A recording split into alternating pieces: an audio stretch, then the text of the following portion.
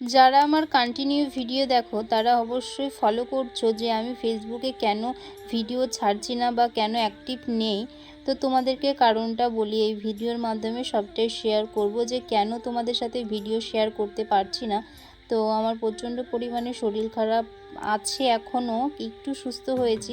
তো তোমাদের সাথে যেহেতু কিছুই শেয়ার করা হচ্ছে না, তো ভাবলাম এই ভিডিওটাই শেয়ার করি।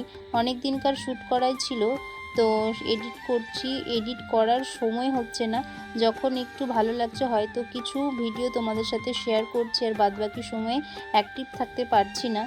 তো এখন একটু সুস্থ আছি, তো ভাবলাম তোমাদের সাথে ভিডিওটা এডিট করে আর কি ছাড়া যাক।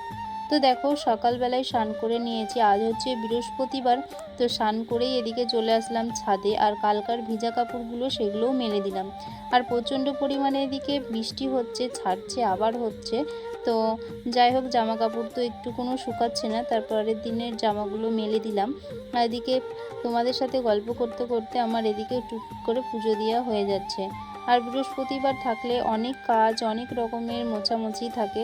তো অসুস্থতার কারণেও তাও তো করতে হবে, কিছু হলেও করতে হবে, বসে থাকলে ভালো লাগবে না। তো যাই হোক, এদিকে আমার পুজো দেওয়া কমপ্লিট হয়ে গেল। আর এদিকে দেখো টিফিন করে নিচ্ছি হালকার উপরে। কালকে রাত্রে রুটি আর সুজি করেছিলাম, তো ভাবলাম যেহেতু আছে তাহলে এটাই হালকার উপরে একটু টিফিন করে নিই। পুজো দেওয়ার পরে অনেকক্ষণ বসেছিলাম, তো দেখছিলাম যে তোমাদের দাদাভাই কখন আসে। তোমাদের দাদাভাই গেছে একটু মাঠে।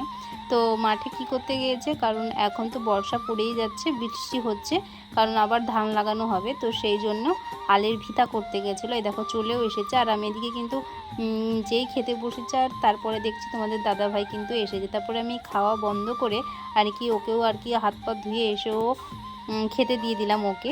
তো ওকে আমি কিছু বলছিলাম, আর ওই দেখো ভিডিওর সামনে তো আসতে চাইছিল না, তো আমি একটু ভিডিও ক্লিপ ওর সাথে নিয়ে নিলাম। তারপরে দেখো বৃষ্টি থামে না, তো এদিকে বৃষ্টি হচ্ছে। তারপরে এদিকে চলে আসলাম রান্না বান্না করতে।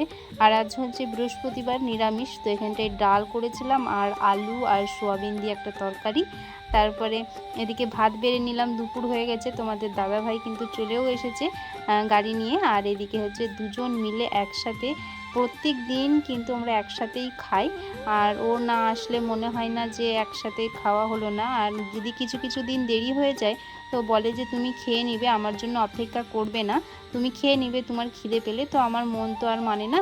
তো যাই হোক, ভিডিওটা এই পর্যন্ত। ভালো লাগলে অবশ্যই লাইক করবে।